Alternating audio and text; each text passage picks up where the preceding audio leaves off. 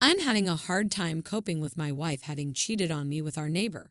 So, to go back to the beginning, I had just taken on a new project and was shouldering new and added responsibilities at my workplace. I was working crazy hours and was noticeably stressed and spending very less time with my wife and two children. It was in May of 2016 that I noticed that my wife Brandy had added a password to her phone. When confronted about it, she told me that it was because she was planning my Father's Day present and didn't want me to ruin the surprise. About a week later, she came to me and told me that she felt guilty keeping a big secret from me and told me that she was having our neighbor, a contractor, build a home office for me as my present. It struck me as odd because in our 6-year relationship, she has never said she felt guilty about anything and always insists that she never regrets anything in her life. Time passes by and her phone is still password protected, and things somehow don't feel right. Whenever I was home, I saw her using her phone and smiling to herself more and more often. But whenever I asked her what she was doing, she would just say nothing and put her phone away. Red flag, you'd say. So one morning, I wait for her to get into the shower and I grab her phone before it requires the password. I go through her messages and I'm shocked to find out that she is texting the neighbor I'm all covered in frosting. Do you want to lick it off?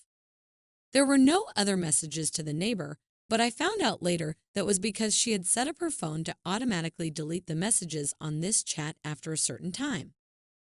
I'd obviously felt uncomfortable with it, but I knew she had a perverted sense of humor, and I gave her the benefit of doubt that she would never do anything stupid to hurt me. More time went by and the neighbor was spending more and more time at our house, but the office was being completed slower and slower. I can't help but worry that something isn't right, so I start checking her location using Google Timeline. It was at this point that I realized that there are large gaps in her GPS history because she was deliberately turning off her phone's GPS. Fast forward to July 2016, and at this point, the paranoia is driving me crazy, so I told her that I needed to install new antivirus on her phone. When she unlocked it for me, I installed the anti-theft software so I can remotely turn the GPS back on and set up message backup and restore so that I could read all of her text messages from that point on my computer. The next day, my mother asks to spend time with my two kids, so my wife drops them off with her and has the day to herself. I watch my wife's activity from work as she spends the day trying to meet up with the neighbor, but is unsuccessful because he is busy with another job site. That night, we get the kids back from my mom's house, and we go out to dinner with the neighbor, his girlfriend, and his son. My wife and his girlfriend are having a good time drinking, laughing, and just joking around. His girlfriend mentions that she would like to see Magic Mike XXL. I say it's a good idea, I'll watch the kids so my wife and her can go. So my wife and her go and the neighbor, and I go back to my house so the kids can play video games together. The kids are back in my son's room playing games, and the neighbor is sitting across from me on the other couch. It is at this point that my wife starts texting him. She is describing sex acts she would like to perform with him, and he is reciprocating. She tells him to check his Snapchat, and at the same time I get a Snapchat from her too, and it is her fingering herself in a bathroom stall. They keep talking, trying to figure out when they can meet up and have sex. They decide on Monday morning after I go to work. So in my head I had already planned to pretend to leave and circle back to catch them. But then they tell each other that they love each other and it is all I can do to not leap off the couch and knock him out. But I contain myself and continue reading the conversation unfolding in front of me. Then he tells her, "You're my girl now," to which she replies, "Always have been," ending with him writing, "and always will be." My wife and the neighbor's girlfriend return from the movie, and I ask them, politely, to sit down. I then ask the kids to stay in my son's room and shut the door. I return to the living room and confront my wife and the neighbor. I say, "So you two love each other, huh?" My wife goes into full-blown denial mode, and the neighbor's girlfriend starts smacking him. I ask my wife if she has been texting him. She says no. So I show her the text messages. She admits to it, but says it was the first time it had gone that far. I asked my wife if she has sent him pictures. She says no. So I show her the picture. She admits it, but says it was the first time. I ask her if she is having sex with him, and she says no. Because I didn't wait to catch them having sex together, I didn't have evidence to prove her wrong, so that one stayed unresolved. I tell her that I am leaving her. She tells me that she will make sure I never see my kids again if I do. She planned on using the fact that I had attempted suicide in high school to prove me unfit to have the children. She continues to say that it was my fault for being so busy with work and stressed out that she just wanted someone she could talk to. Then she gives me an ultimatum to decide what I'm going to do, or she will decide for me. The neighbor's girlfriend starts defending the two of them, saying that it couldn't have been serious if they weren't having sex, and that my wife and I are too perfect together to let this break us up. The neighbors go home and my wife and I argue for the rest of the night about what we are going to do. We go to bed separately, having not resolved anything. We keep going back and forth on the subject all weekend and finally settle on we are going to separate temporarily while we figure out what we want. I was going to stay in the house, and she was going to take the kids and go to her mom's house.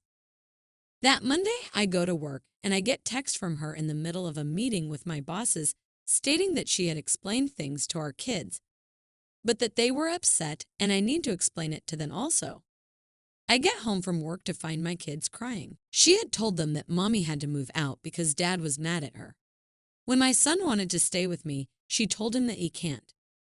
My son put it together that if mommy has to move out because I'm mad at her and he must move out, then I must have been mad at him too. My daughter was crying because my son was. I don't think she was old enough to understand what was happening. It was at that moment I realized she was going to drag the kids through hell if I left her, so I swallowed my feelings and begged her to stay. She agreed and insisted that I apologize to our neighbor since we were still going to need to hang out with them because our sons are good friends. I hate it, but I do it anyway. We still hang out with them from time to time, and they come to our various birthday and holiday parties. But I do anything for my kids, and I behave civil every time. Things die down for a while. I still think about it constantly. I worry how can I keep from making her so unhappy that she cheats on me again. Then, almost a year from the original incident, around Father's Day again, she sent him pictures again. She claims it was an accident, that she meant to send them to me instead. I don't fully believe her, but I move on anyway. Things have been quiet on that front for about 4 months now, but I still think about it constantly. This is going to sound stupid, but I feel like I have a part of my brain that I can't shut off, that is always thinking. I used to use that to solve programming problems, and it made me very good at my job. But ever since this incident, the only thing it thinks about is her and him, and if I did the right thing. My job performance has suffered, and I feel like I haven't gotten sleep in months. I'm afraid that after this much time, and the fact that I begged her back, that to say that I want a divorce now would only make her more vindictive towards my children and I. I just feel like I have put myself so deep in a hole that I can never get back out. I haven't really talked to anyone about this. I didn't want to talk to my mom about it because I felt she would treat my wife differently, and I didn't need the two fighting any more than they already do. I tried talking to one friend about it, but his advice was to put my trust in God, but that was not much solace for me as I am an atheist. So I have no clue what to do with my feelings or how to move on from this. Instead of trying to fix something she doesn't want to fix, she has refused counseling several times in the past before this even happened. I am going to get myself and my kids out. I meet with an attorney next week. Thank you everyone for helping me see how far I had my head up my ass. The news reports were along the following lines about my family. Brandy Worley killed her 7-year-old son, Tyler, and 3-year-old daughter, Charlie, just a day after her spouse, Jason, filed for divorce, police say.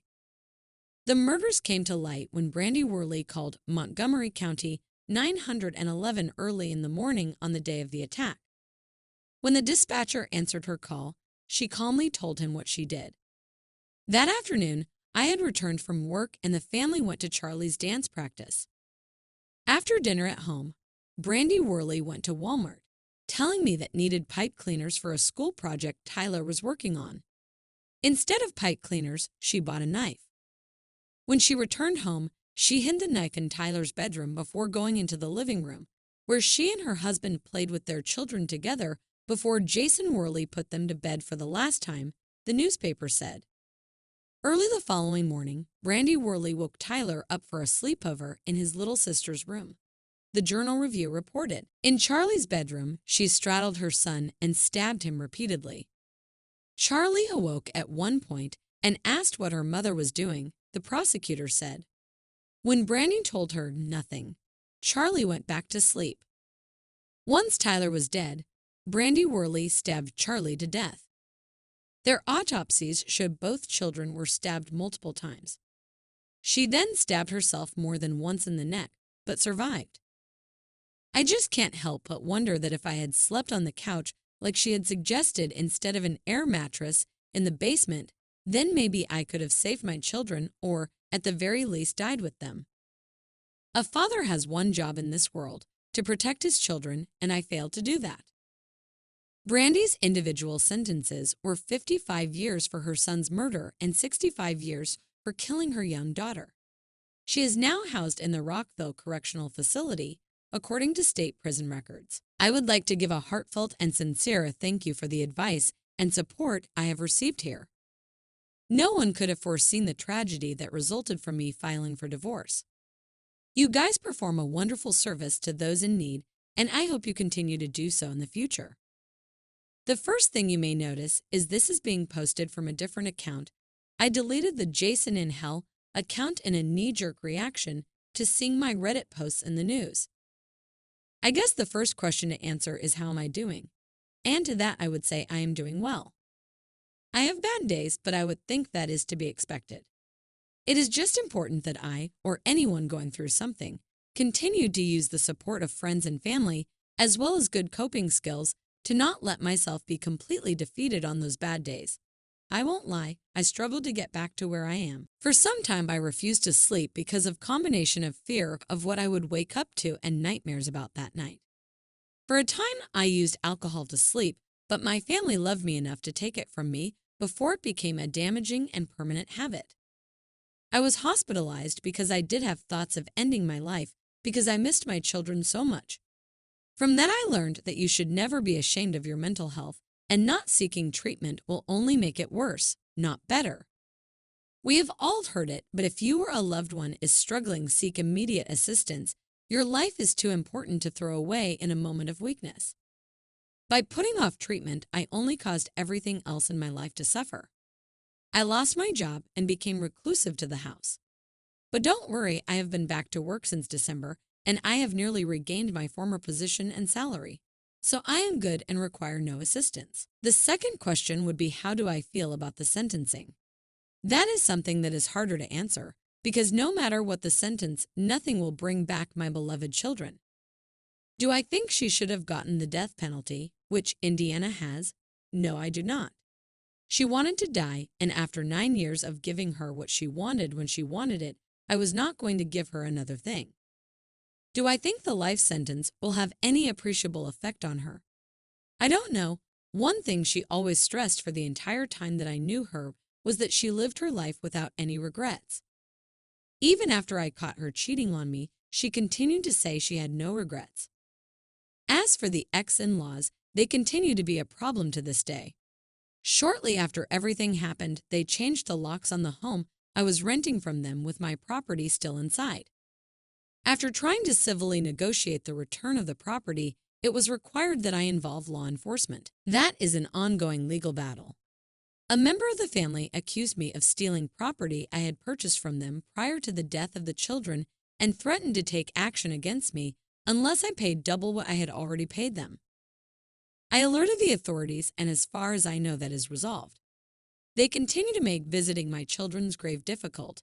During the 1-year anniversary, they sat in their truck and just watched me the whole time I was visiting the grave. Because of that, I don't visit the grave as often as I would like to. If I can impart on you something I have learned through all of this, it is that you should always take the time to be with the ones you love. It doesn't matter if they are asking you to read The Pokey Little Puppy for the millionth time or asking you to play Smash Bros, even though you both know they will wipe the floor with you every time. Just do it, because you never know what time will be the last time. Always make sure they know how much you love them.